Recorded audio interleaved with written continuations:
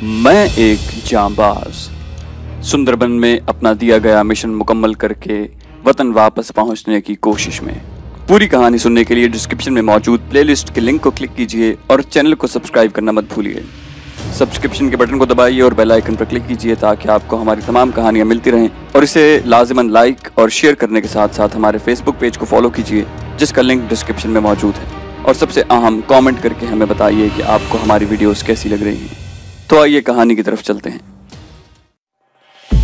गिरजे में मजहबी तकरीब दोपहर 4 बजे थी। कर्नल मुजम्मिल ने ट्रक का इंतजाम करवा दिया था। मैं दोपहर 2 बजे ही मिसेस डेविड के घर साथियों के पास चला गया। प्रोग्राम के मुताबिक 3 थाई साथियों ने मिसेस डेविड और सोनिया के साथ स्टीमर पर ही रहना था, और मेरे नंबर 2 रजी और 2 साथियों ने स्टीमर तक ले जाने वाली बड़ी स्पीड बोट में मेरे साथ ही वापस खलना आना और फिर दरसना के बॉर्डर से भारत में दाखिल होना था। मिसेस डेविड ने बोट में महदूद जगह होने के बाद सिर्फ 2 सूटकेस तैयार किए थे। थाई साथियों ने भी अपना गैर जरूरी सामान मिसेस डेविड के घर पर ही छोड़ना मुनासिब समझा, जिससे हम भारत से वापसी पर अपने साथ ले जा सकते थे। तमाम तैयारी मुकम्मल करके हम 3:30 बजे ही खानकाह की वैन की वापसी के रास्ते पर पहले से मुंतखब निस्बतन सुनसान जगह पर पहुंच गए। 4 बजे मुजम्मिल का भेजा हुआ फौजी ट्रक भी आ गया, जिसे हमने वैन को रोकने के मकाम से तकरीबन 60 मीटर दूर रहने का कहा। उस ट्रक में भी वही तीनों फौजी थे जिन्होंने हमारे साथ स्टीमर तक और फिर वापस आकर भारत में शांतिपुर जाना था। उस वक्त तो ये यूनिफॉर्म पहने हुए थे, लेकिन भारत में उन्होंने सिविलियन लिबास में जाना था। मैंने लंबी कीलों के बने हुए टायर बस्टर्स के नाकाम होने की सूरत में नंबर 2 और रजी की, जिसका निशाना बहुत अच्छा था, ये ड्यूटी लगाई कि वो सड़क पर कील फेंकने के मकाम से 30 फुट आगे पोजीशन लेकर बैठ जाएं, और अगर कीलों से वैन की टायर न फटें तो वो फायरिंग से उसके टायर फाड़ दें। हमारे अंदाजे के मुताबिक वैन के रुकने और हमारे सोनिया को लेने के ट्रक तक जाने में ज्यादा से ज्यादा 10 मिनट सर्फ होने थे। इस दौरान अगर कोई दूसरी गाड़ी उस सड़क पर दिखाई देती और वैन के करीब रुकती तो 2 थाइयों ने ड्राइवर से उसकी गाड़ी की चाबी लेनी थी। हमें ये भी एहतियात करनी थी कि फौजी ट्रक से हमारा कोई ताल्लुक दिखाई न दे, इसलिए हमने ट्रक को उस जगह खड़ा किया जहां सड़क एल टर्न लेकर मुड़ती थी। फौजी जेसीओ ने मुझे बताया कि स्पीड बोट एक तयशुदा मकाम पर 5 बजे बिल्कुल तैयार हालत में मौजूद होगी। अब नए प्रोग्राम के मुताबिक हमें सोनिया को लेकर पहले मिसेस डेविड के घर जाना और 15 मिनट में ही मिसेस डेविड और सामान को लेकर सीधे घाट तक जाना था। मिसेस डेविड ने मुझे बताया कि चर्च में मजहबी तकरीब ज्यादा से ज्यादा 2 घंटे में खत्म हो जाएगी, यानी 6 और 6:30 के दरमियान वैन ने खानकाह के लिए रवाना होना था। हम अब पूरी तरह से तैयार सड़क के दोनों जानिब वैन की वापसी के इंतजार में थे। हमारी असल बेचैनी अब शुरू हुई। इंतजार का एक एक लम्हा गुजरना दूभर हो रहा था। मैंने कीलों के आधे सेट एक थाई साथी को दिए जो सड़क के दूसरी जानिब मेरे मुकाबिल खड़ा हो गया। हमसे 60 मीटर के फासले पर एल टर्न से गुजरकर वैन हमें दिखाई देनी थी, और वैन को देखने के बाद हमने कीलों के सेट सड़क पर फेंकने थे। शाम 6 बजे ढलते सूरज की रोशनी दरख्तों के बायस खासी कम हो जाती थी, इसलिए मुझे ये भी ख्याल रखना था कि हम किसी गलत गाड़ी को न रोक बैठें। खलना में बहुत कम गाड़ियां थीं। खानकाह की वैन का रंग स्याह था, जिसे सिर्फ मैंने एक बार ही देखा था। 60 मीटर दूर से गाड़ी का नंबर पढ़ना नामुमकिन था, इसलिए मुझे सिर्फ अपनी यादाश्त पर ही भरोसा करना था। मैंने वक्त गुजारी और उस सड़क पर ट्रैफिक का लोड देखने के लिए आने जाने वाली तमाम गाड़ियों और साइकिल रिक्शाओं को गिनना शुरू कर दिया। ये मसरूफ सड़क न थी और बकौल मिसेस डेविड के खानकाह से थोड़ी दूर आगे जाकर खत्म हो जाती थी। इस सड़क पर बने घरों, बंगलों और दुकानों को पीछे छोड़कर हमने ऐसी जगह चुनी थी जहां इर्द गिर्द कोई आबादी दिखाई न दी। 6 बजे तक सिर्फ 2 गाड़ियां और तकरीबन 8 रिक्शे इस सड़क पर से गुजरे। पैदल चलने वालों की तादाद भी बहुत कम थी, जो 6 बजे तक घटते घटते न होने के बराबर हो गई। वैन की आमद का वक्त करीब आ चुका था। मैंने सड़क के बीच में आकर सब साथियों को रेड अलर्ट का सिग्नल दिया और फिर अपनी पहले वाली पोजीशन पर आ गया। 6:45 बजे सड़क के एल टर्न से वैन नमूदार हुई। टूटी फूटी सड़क पर उसकी रफ्तार खासी कम थी। मैंने सड़क पर कीलों के सेट फेंके और उसी वक्त थाई साथी ने भी अपने सेट फेंक दिए। मैंने रुमाल निकालकर उस पर क्लोरोफॉर्म छिड़का और रुमाल जेब में रखकर अपना साइलेंसर वाला पिस्टल निकाल लिया। वैन हमारे सामने पहुंची तो कीलों के सेट ने अपना कमाल दिखा दिया। उसके दोनों फ्रंट टायर ठुस करके बैठ गए और हमसे तकरीबन 20 मीटर दूर जाकर वैन रुक गई। वैन के आहिस्ता होते ही हम सब ने उसकी तरफ भागना शुरू कर दिया, और जब वैन रुकी तो हम सब उसके बिल्कुल करीब पहुंच चुके थे। नंबर 2 ने अपने रिवॉल्वर से ड्राइवर को हैंड्स अप कराया। ड्राइवर के साथ ही एक मदर नन बैठी हुई थी। उसे कुछ समझ में नहीं आ रहा था कि ये सब क्या हो रहा है। 2 थाई साथियों ने वैन का स्लाइडिंग दरवाजा खोला। अंदर 10 नन बच्चियां एक से लिबास में बैठी थीं। मेरे हाथ में पिस्टल देखकर सब बेइंतहा घबरा गईं। मैंने उन्हें अंग्रेजी में कहा कि अगर तुम सब बिल्कुल खामोश रहीं तो तुम्हें कोई नुकसान नहीं पहुंचेगा।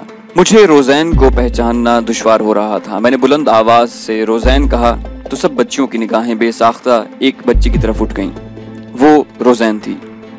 मैं उसे अच्छी तरह से पहचान कर उसकी तरफ बढ़ा और वो घबरा कर सिमटी और चीखने लगी। मैंने जल्दी से पिस्टल जेब में रखकर क्लोरोफॉर्म वाला रुमाल उसकी नाक से लगा दिया। इस दौरान नंबर 2 ने ड्राइवर पर दूसरे थाई की ड्यूटी लगाकर वैन के खुले दरवाजे में खड़े होकर सब बच्चियों पर रिवॉल्वर तानकर उन्हें चुप करवा रहा था। मैंने रोज़ैन को गर्दन की पुश्त से थाम कर क्लोरोफॉर्म वाला रुमाल उसकी नाक से लगाया ताकि वो हिलजुल न सके और क्लोरोफॉर्म पूरी तरह से असर करे। तकरीबन 45 सेकंड के बाद मैंने रुमाल हटाया तो उसकी गर्दन ढलक गई। मैंने नंबर 2 को इशारा किया और हम दोनों ने उसे खींचकर बाहर निकाला। थाई साथियों ने उसे उठाया और ट्रक की तरफ भागे। नंबर 2 ने मुझे कहा कि आप भी जाएं, जब तक आप सड़क के टर्न से ओझल न हो जाएं, उस वक्त तक मैं बाकी बच्चियों, मदरनन और ड्राइवर को खामोश कराए रखूंगा। मैं भी ट्रक की तरफ भागा। इस दौरान सड़क पर कोई गाड़ी, रिक्शा या राहगीर दिखाई न दिया। मैं ट्रक में सवार हो रहा था कि नंबर 2 भी आ गया। ट्रक जो पहले ही स्टार्ट था, हम सब के बैठते ही रवाना हो गया। ट्रक ड्राइवर के साथ सिर्फ जेसीओ बैठा था और हम सब पीछे थे। हम थोड़ा ही आगे पहुंचे थे कि मुझे मुजम्मिल की जीप दिखाई दी। वो जीप के बाहर खड़ा था। मैंने उसे सब अच्छा का सिग्नल दिया। हम आगे बढ़ गए और मुजम्मिल की जीप फासला छोड़कर हमारा पीछा करने लगी। जीप वो खुद ड्राइव कर रहा था। ट्रक मिसेस डेविड के घर के पिछवाड़े खड़ा हुआ। मेरे और रजी के सिवा सब साथी भागकर घर में दाखिल हुए और मिनटों में अपना और मिसेस डेविड का सामान और मिसेस डेविड को लिए वापस लौटे। मकान के सामने के दरवाजे पर तो मिसेस डेविड ने पहले ही ताला लगा रखा था। घर से बाहर आकर उसने पिछवाड़े वाले दरवाजे पर भी ताला लगा दिया। जब सब ट्रक में बैठ गए तो ट्रक ने घाट का रुख किया। उस वक्त ठीक 7:30 बजे थे, यानी वैन को रोकने से अब तक हमने सिर्फ 40 मिनटों में न सिर्फ अपनी कार्रवाई मुकम्मल की थी, बल्कि मिसेस डेविड के घर पहुंचकर घाट की तरफ रवाना भी हो चुके थे। ट्रक घाट पर पहुंचा तो स्पीड बोट बिल्कुल किनारे पर लगी खड़ी थी। पहले 2 थाई उतरे और सोनिया को उठाकर बोट में आ गए और ट्रक वापस चला गया। उस वक्त तक मुकम्मल अंधेरा छा चुका था और मेरे ख्याल में हमारी इस कार्रवाई को किसी ने भी नोट नहीं किया था। बोट के दोनों इंजन हमारे वहां पहुंचते ही स्टार्ट हो गए थे। बोट आहिस्ता रफ्तार से किनारे से दरिया के बीच धारे में पहुंची और फिर पूरी रफ्तार से हिरन घाटा की तरफ रवाना हुई। मिसेस डेविड बेहोश सोनिया का सर अपने जानों पर रखे सहला रही थी। मैंने उसे कहा कि सोनिया को हिरन घाटा पहुंचने तक होश में नहीं आना चाहिए, लिहाजा जब तुम महसूस करो कि वो होश में आ रही है तो मुझे बता देना ताकि मैं फिर रुमाल सुंघा कर उसे बेहोश कर दूं। ये मिशन अगरचे मुश्किल नहीं था, लेकिन इसकी टेंशन बहुत ज्यादा थी। मुकाबला बराबर के मुसल्लह अफराद से हो तो घबराहट हरगिज नहीं होती, क्योंकि अंजाम कार दोनों फरीकैन में से कुछ को मरना और कुछ को भागना होता है। यहाँ मामला उलट था। एक मासूम बच्ची को जबरदस्ती उठाना और कोई गजंत पहुंचाए बगैर मंजिल तक कामयाबी से जाना था। मैंने सिगरेट सुलगाया और लंबे लंबे कश लेने लगा। हिरन घाटा तक सफर के दौरान सारा वक्त कैसर और उसके साथियों के मुतालिक सोचते और सिगरेट फूंकते हुए गुजरा। तकरीबन आधा सफर तय हुआ तो मिसेस डेविड ने मुझे बताया कि सोनिया ने एक बार हाथ हिलाया और एक लम्हे के लिए आंखें खोली हैं। वो होश में आ रही थी। मैंने बादल नखास्ता उसे फिर बेहोश करने के लिए रुमाल पर थोड़ा सा क्लोरोफॉर्म छिड़क कर उसकी नाक पर लगा दिया। बेहोशी के दौरान तो उसे कुछ भी इल्म नहीं था कि उसे कहाँ ले जाया जा रहा है। मैं तो उस वक्त से डर रहा था जब उसे स्टीमर पर होश आएगा और वो जब खुद को अजनबी जगह पर अजनबी लोगों के दरमियान घिरा हुआ पाएगी और जब उसके नन्हे से दिमाग में उसे वैन से अगवा करने का मंजर उभरेगा और पैदाइश से अगवा होने तक के माहौल और तरबियत के खिलाफ माहौल मिलेगा। मैंने तो उसे खानकाह के कैद खाने से भी बदतर माहौल से निकाल कर आज़ाद फ़ज़ा में लाने और एक माँ की ममता के जज्बे की तस्कीन की खातिर इतना ख़तरनाक कदम उठाया था, जिसमें नाकाम होने की सूरत में न सिर्फ मैं बल्कि मेरे साथी कर्नल मुजम्मिल और तीनों फौजी भी बड़ी मुसीबत में गिरफ्तार हो सकते थे। लेकिन सोनिया की ज़हनी तरबियत के मुताबिक खानकाह का माहौल उसके लिए आज़ाद और जहाँ उसे ले जाया जा रहा था वो कैद खाना था। क्या वो इस इतनी बड़ी तब्दीली को बर्दाश्त भी कर सकेगी या नहीं? मैं इन्हीं सोचों में गुम था कि मेरे साथ बैठे हुए जेसीओ ने कहा कि हम हिरन घाटा पहुंचने के करीब हैं और दूर खुले समंदर में जहाज की टिमटिमाती रोशनी दिखाई दे रही है, वो स्टीमर की है। दरिया में तो हमारी बोट बहुत तेजी से स्मूथली चल रही थी, लेकिन खुले समंदर में उसकी रफ्तार भी कम हो गई और वो डगमगाने लगी।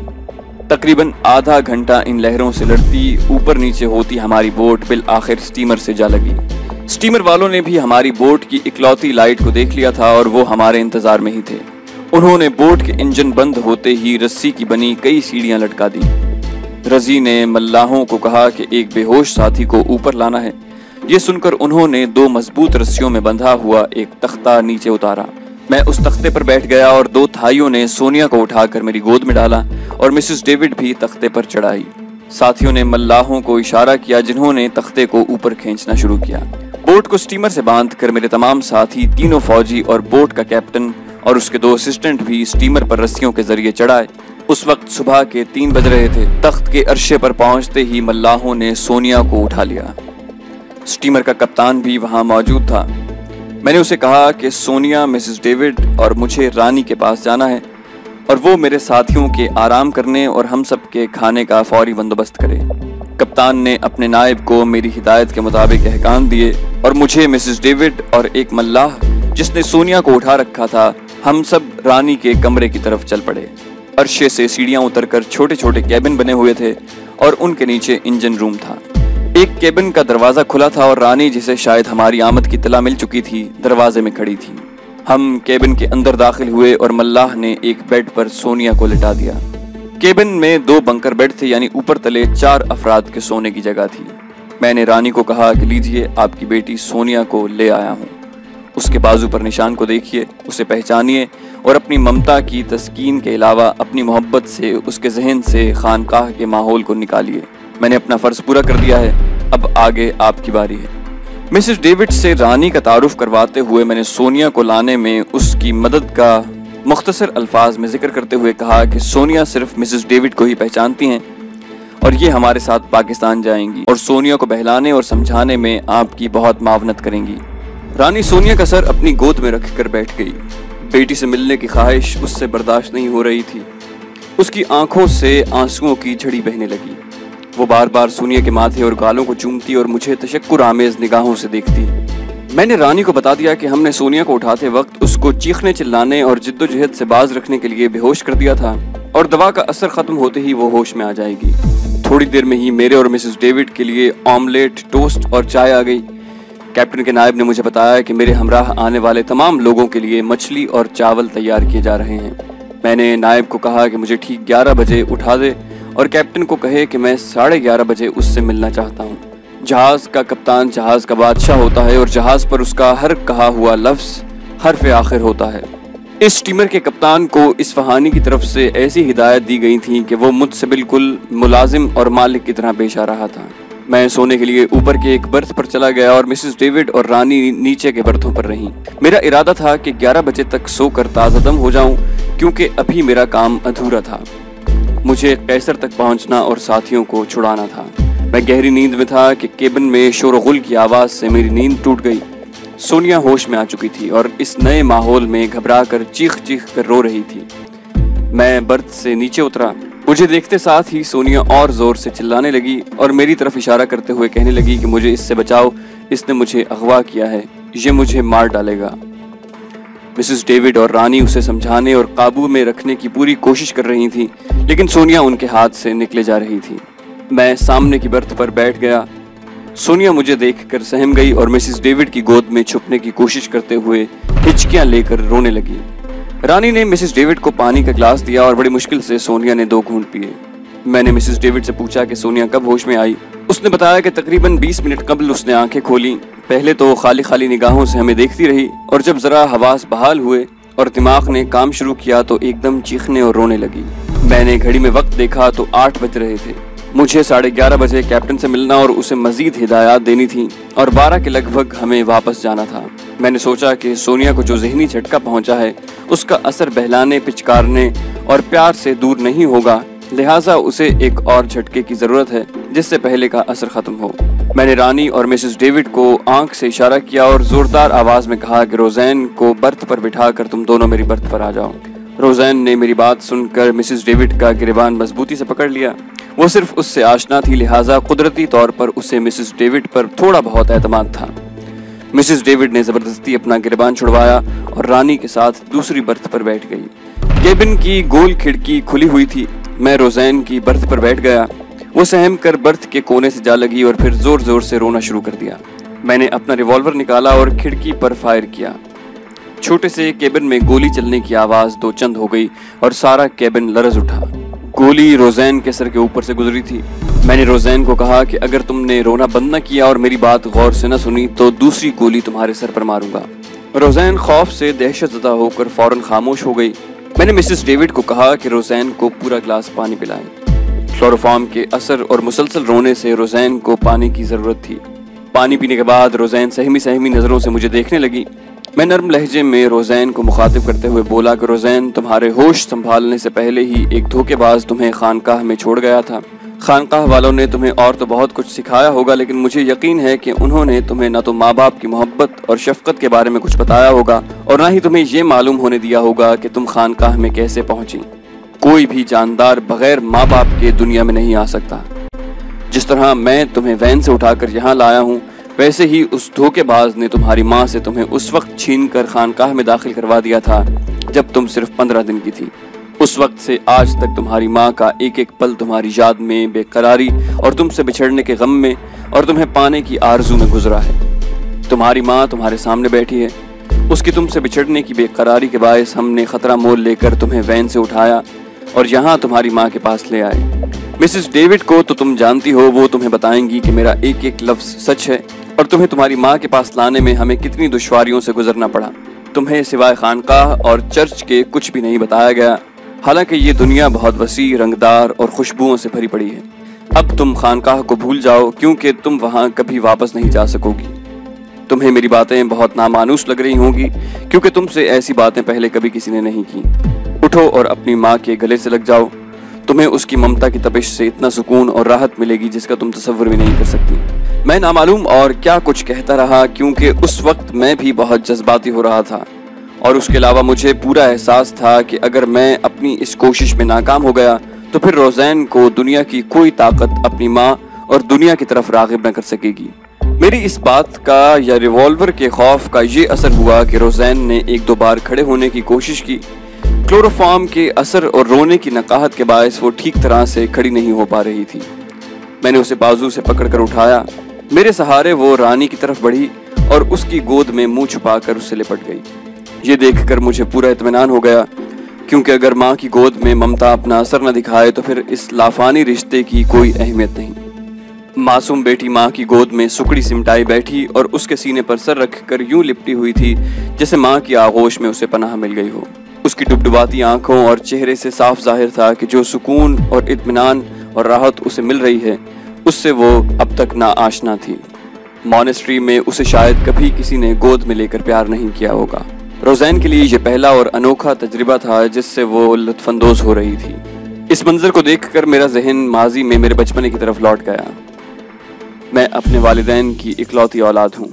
मैंने शुरू बचपने में होश संभालते के वक्त से बोतल से दूध पिलाते, दलिया खिलाते, नहलाते, मुझे प्यार करते और अपने साथ सुलाते जिसे देखा उसे ही अपनी माँ समझा। घर में और मिलने वाले सभी उस खातून को मेरी माँ कहते थे। वो भी मेरी इतनी नाज बर्दारी करती थीं जो शायद कोई न कर सके।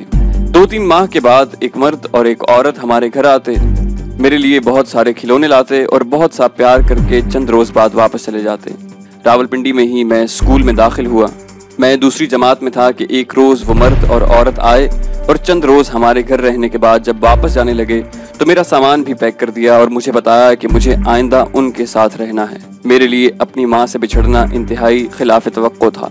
मैं मचल उठा कि मैं अपनी माँ के साथ रहूंगा और उसके बगैर कहीं नहीं जाऊंगा। उस वक्त मुझे बताया गया कि जिन खातून को मैं अब तक अपनी माँ समझता रहा हूँ वो दरअसल मेरी माँ नहीं बल्कि मेरे वालिद के साथ आने वाली खातून की बेवा फुप्पो हैं और मेरी असली माँ वो हैं जो मेरे वालिद के साथ आती हैं। मेरा नन्हा जहन इस गोरख धंधे को न समझ सका और ना ही मैं माँ को छोड़कर उनके साथ जाने को तैयार हुआ। बिलाखिर मेरी माँ भी हमारे साथ जिला झंग में 18 हज़ारी चली आई, जहाँ मेरे वालिद थाने के SHO थे। यहाँ मुझे स्कूल में दाखिल करवा दिया गया और यहाँ मेरे वालिद और हकीकी वालिद ने मुझे बहुत प्यार दिया। और जब मैं उनसे कुछ मानूस हो गया तो तकरीबन 1 माह के बाद एक रोज मेरे वालिद मुझे 18 हज़ारी के करीब हेडवर्क्स ले गए। उस रोज जाते वक्त मेरी माँ ने मुझे बहुत प्यार किया और उनकी आंखों में आंसुओं की झड़ी बह निकली। जब हम हेडवर्क्स से वापस आए तो मेरी माँ जा चुकी थी। मैं बहुत चीखा चिल्लाया लेकिन सब बेसूद।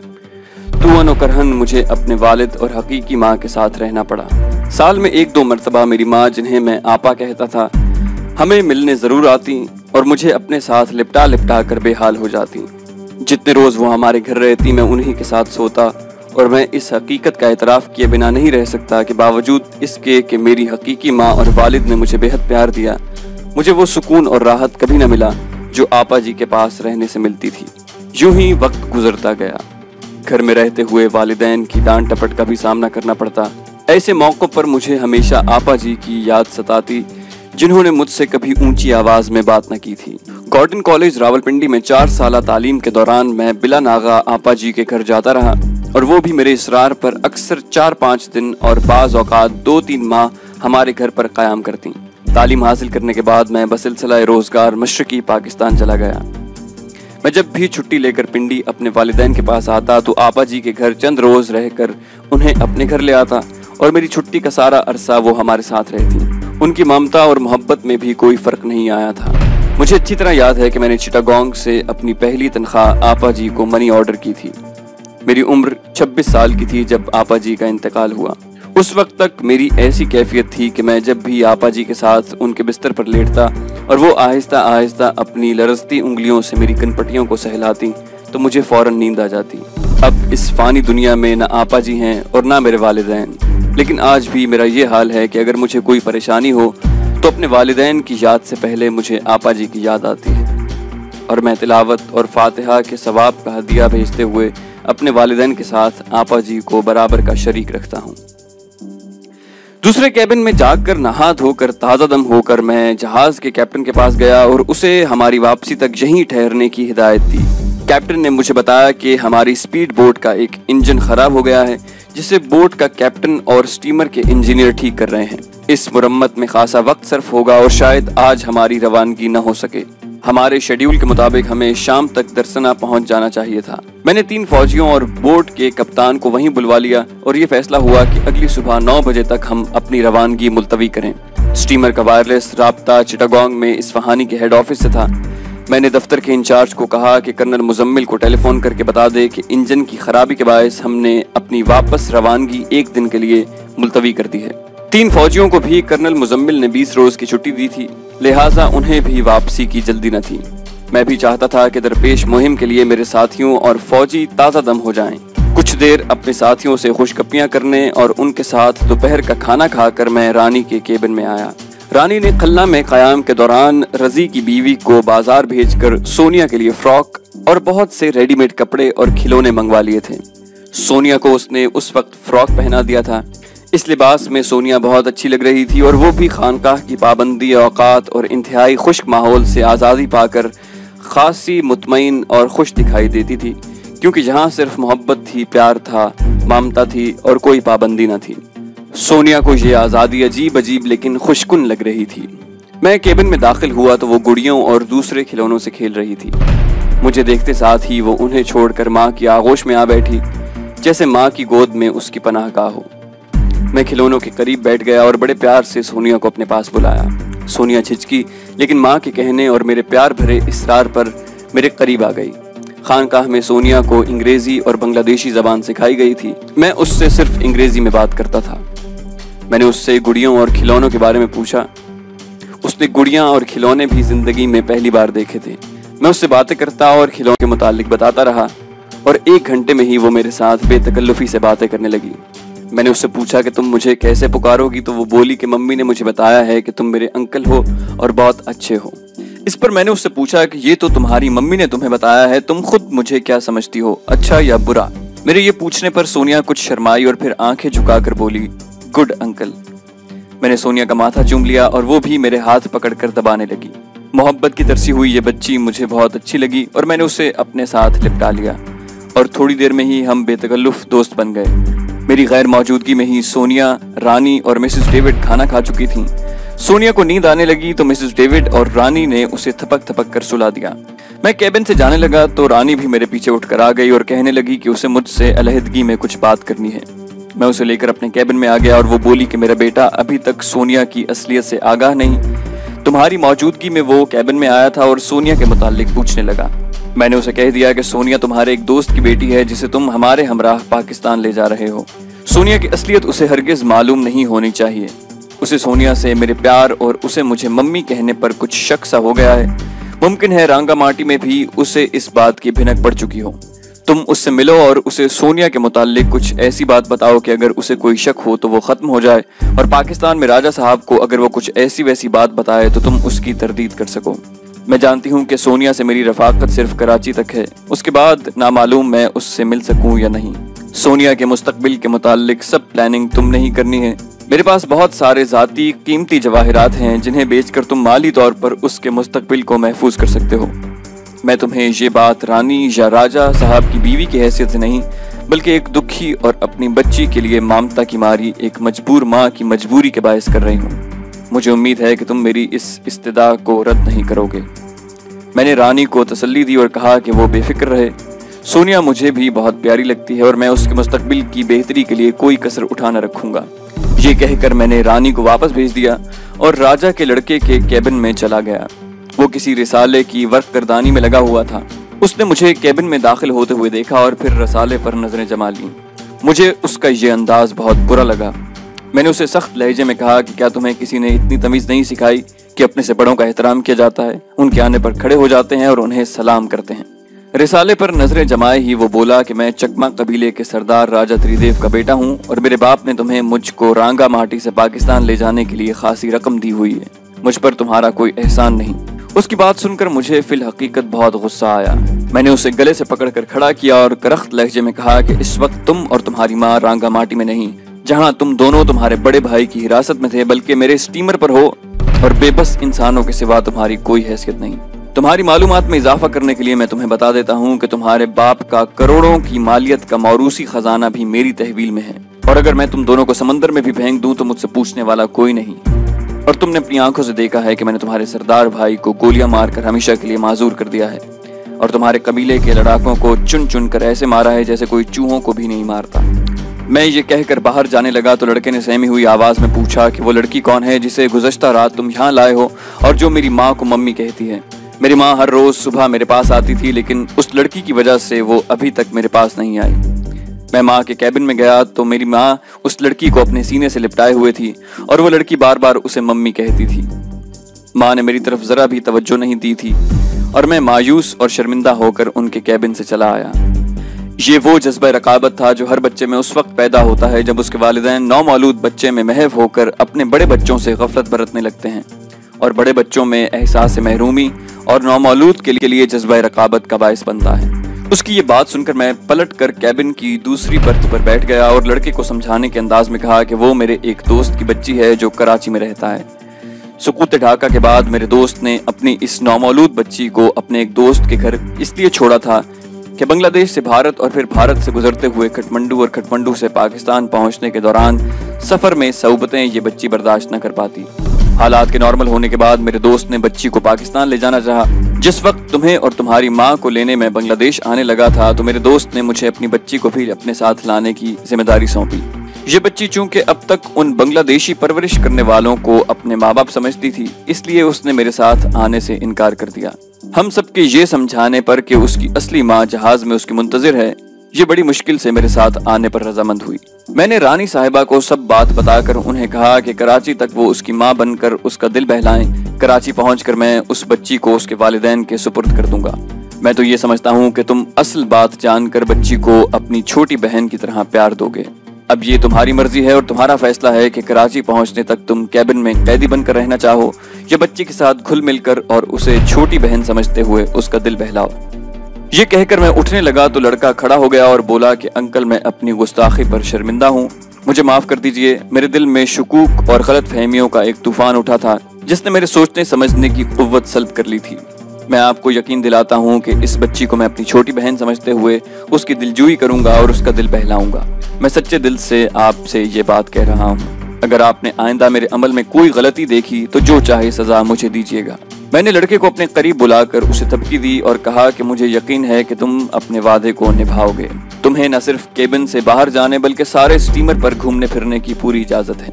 सिर्फ इतना याद रखना कि बच्ची से उसके माजी को कुरेदने की कोशिश हरगिज न करना, तुम उसे सिर्फ बहलाने की कोशिश करना। ये कहकर मैं केबिन से बाहर चला आया। शाम तक हमारी बोट का इंजन ठीक हो गया। रजी की बीवी और मिसेस डेविड को भी मैंने रानी के कैबिन में भेज दिया। रानी उन सब के साथ शाम को अरशे पर सोनिया को ले गईं। खुली फजा, चारों तरफ समंदर और ढलते सूरज का नजारा। सोनिया ने जिंदगी में पहली बार खुली फजा में सांस लिया था। रात को खाने के बाद मैं एक बार फिर रानी के कैबिन में गया। जहाज के कप्तान से अमले के लिए रखा हुआ लूडो मैंने सोनिया के लिए भिजवा दिया। कैबिन में सरदार का लड़का सोनिया को लूडो से खेलना समझा रहा था। मैंने रानी को इशारे से बाहर बुलाया और कहा कि मैं सुबह वापस जा रहा हूँ। तुम लोगों को कुछ दिन हिरन घाटा में ही रहना होगा। तुम्हारे लड़के को कुछ सख्ती और कुछ नरमी से मैंने समझाया है और सोनिया के मुतालिक उसके जो शुकूक थे उन्हें जायल करने की कोशिश भी की है। देखने में तो अब वो बहुत नॉर्मल है, लेकिन सोनिया को उसके साथ अकेले कहीं न जाने देना। सोनिया तुम्हारी बच्ची है, लेकिन मुझे भी उससे इस थोड़े से वक्त में इतना लगाव हो गया है कि मेरी गैर मौजूदगी में अगर उसे कोई गजन पहुंची तो मैं किसी को जिंदा नहीं छोड़ूंगा। सोनिया को प्यार करके और गुड नाइट कहकर मैं अपने केबिन में वापस आ गया। सुबह 9 बजे हमें दर्सना के लिए रवाना होना था।